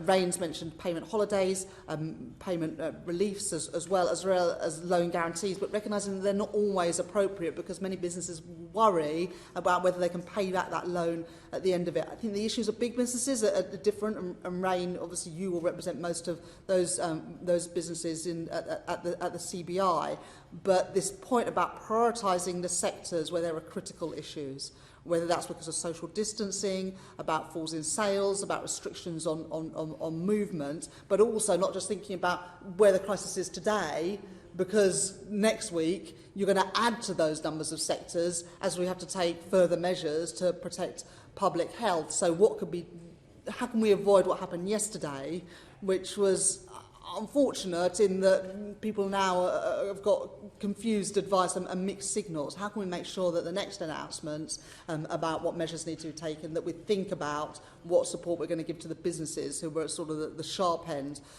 of that? The issues around rents and mortgages and wider issues about banks, it's disappointing, but perhaps not surprising, that although we hear the right words from the leaders of banks, like in the financial crisis, what you get on the ground is not always the same. And that will be the same for small businesses, but also for households as well. And it's really, really important that when banks articulate something nationally, that is filtered down to the relationship managers on the ground. So there's not a bureaucratic and unhelpful response that you've spoken of. And the example of what's happened in France last night about loan guarantees, I think that many of us will hope that the Chancellor will look at extending by an order of magnitude what has already been announced in that area. But more widely, there are many people who are going to be struggling with mortgages, rents, with payments for essential services, and we need to ensure that there is some forbearance and support for those groups of people, and that's the point that Pat made earlier. Just to finish maybe on this point of insurance, I recognise the big concern that many of the businesses faced yesterday, and I think that there's the point that either Paul or maybe it was Rain said that this isn't the time for business as usual in the insurance section. I think that was your point, Paul, and we need to ensure that either the insurance covers the businesses that are going to have to close, but if it isn't, then government support the insurers to support the businesses, and that's the most efficient way to get the support to businesses that are going to have to close for all of our safety. Just to finally end on this point that I think has really reflected all of the contributions today and more widely in this debate, that this is about us coming together, and it is really reassuring and encouraging to see all four of you. You could have switched your name badges around at various points and you would have said the same thing, and that is really good because we're all putting the national interest first here, whether we're representing workers or big businesses or small businesses or the self-employed. And you know, if that's the advice that government is getting, which I no doubt it is, then I'm confident that the Chancellor and the Business Secretary and others have the right information to make the right decisions in all our interests. So thank you very much for today. It's been really helpful. I hope that the Treasury have been watching and updating their 7 o'clock statement based on your advice today. But thank you very much, and I know that you'll do everything you can to support your members in the weeks and months ahead. Thank you. Order, order.